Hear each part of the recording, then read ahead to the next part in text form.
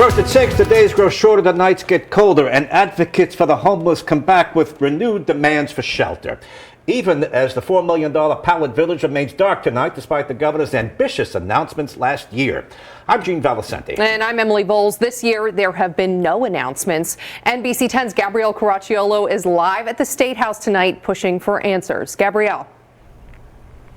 Well, homeless advocates estimate more than 600 people across the state are living without shelter, and they say a simple signature from the governor could make a huge difference.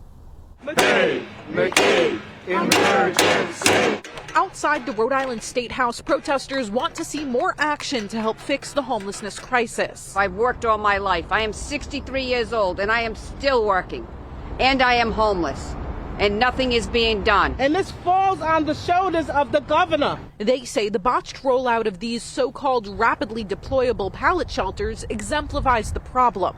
It's extremely frustrating because a lot of the barriers to fixing this problem are red tape, regulatory issues. Arguing an emergency declaration could fix that. But when we asked the governor, he was non-committal. So the pallet shelters are going to be up and running, and we'll listen to the advocates. When will those pallet shelters be up and running? They've been ready since April, but there's been a lot of red tape in the way of actually getting people into those beds. There's a lot of permitting that has to go on, and we can't short circuit the safety issues, the fire issues that are being addressed.